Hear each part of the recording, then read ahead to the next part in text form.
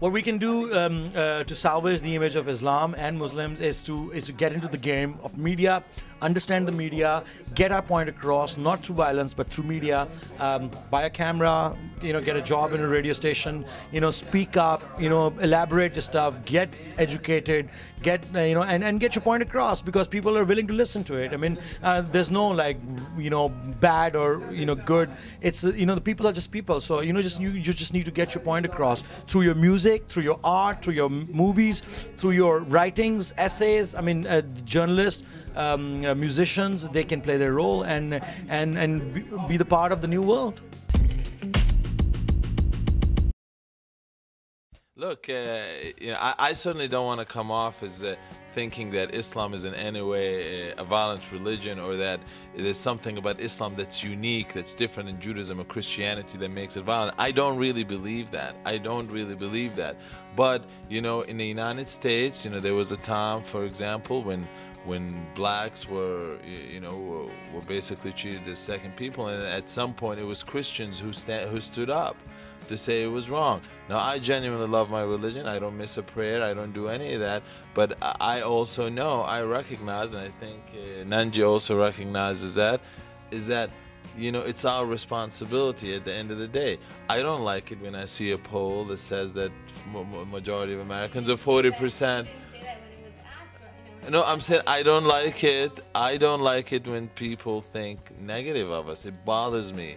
It bothers me enormously, but I also realize that we have a little bit of a blame in this. We really do. We can't just continue blaming others. We really just can't do it. It's our responsibility. We have some people within our community that do crazy stuff, and all we have to do is just really make it clear.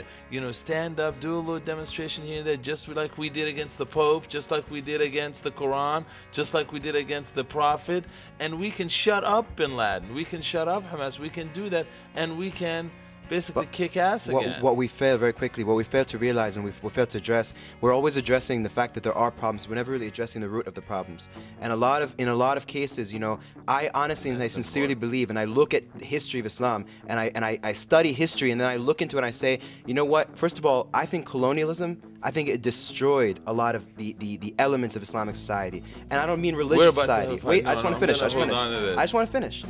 I'm not saying the religious society. I'm not saying the caliphate. I'm not talking about any of that. What I'm really talking about is the fact that it made Muslims basically feel like they were nothing, like insecure, basically that they had no pride in anything that they were. And that backlash that we're seeing in the 20th and early 21st century, it's profound, because now people are saying, oh, well, you know what, we should be like we were in the past. We should be like we were in the golden ages and this and that. Yeah. So therefore, we need to fight terrorism, we need to do this, we need to do that. That's what people are saying now, and it's a large effect of colonialism, and I believe poverty. I think poverty does a lot of that, because we live in the West. We don't understand that as they might understand things, Look, that's the single biggest problem, the single biggest mistake we in the Muslim world are making today, which you just made right now.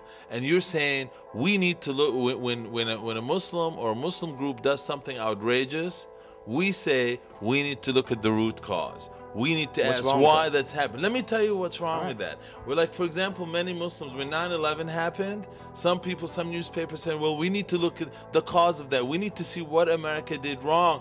And here's the problem with it. When you ask that question, you're insinuating, I did not have sympathy. I didn't say sympathy either. Okay. You're insinuating that there can be a cause out there that can justify that. That's what's hurting us as a Muslim community today. For example, when Hamas goes into a restaurant and blows it up, rather than us unequivocally saying that's absolutely immoral from an Islamic point of view, would we say, and I'm a Palestinian who lost my own land, what we say is we need to look at the cause of that. We need to look at how Palestinians are being treated. You can't do that. Whereas if you crusades, people have justified everything, People try to justify everything, not just Islamic actions. But you just done the same thing. What I'm trying to say is not root causes and justify. There's difference. I'm not saying we should justify it. I'm saying find the root cause so that we can address it doesn't happen again. That's what I'm trying to say.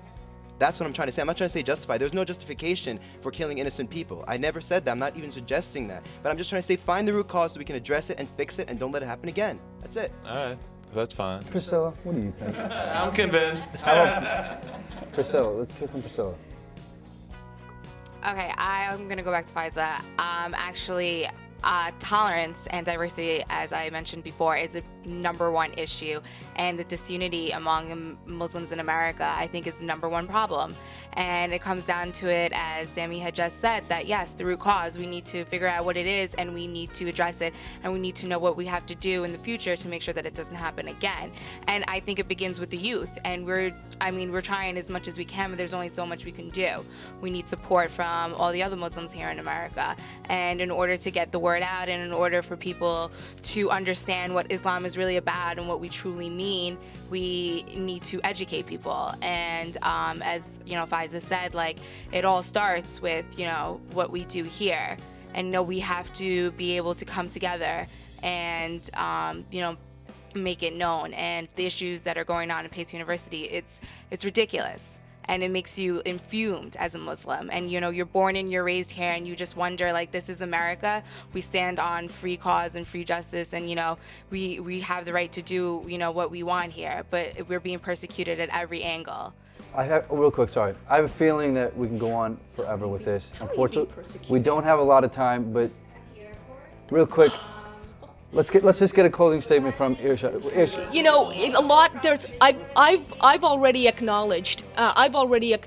That there are some Muslims in this country who are targeted, for discrimination. Yes, some, absolutely. But all Muslims in this country, regardless of where you come from, do have access to the freedoms that allow us to have honest conversations about Islam without fear of being, persecuted by the government. And that's something that I would challenge all of the young people around, this forum to speak up for and to demand of governments around the world, because when we take ownership of our problems, folks, that means we're helping other Muslims too.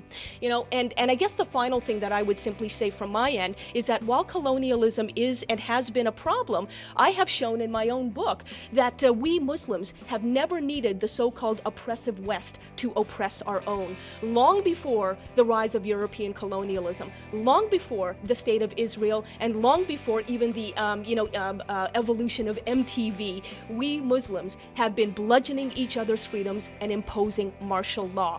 What went wrong with us begins with us, and only we can lead the way in restoring humanity to Islam. I just want to make a quick comment, and that is that and then that's it. Okay, I promise. We're downplaying the fact that Muslims are being persecuted here.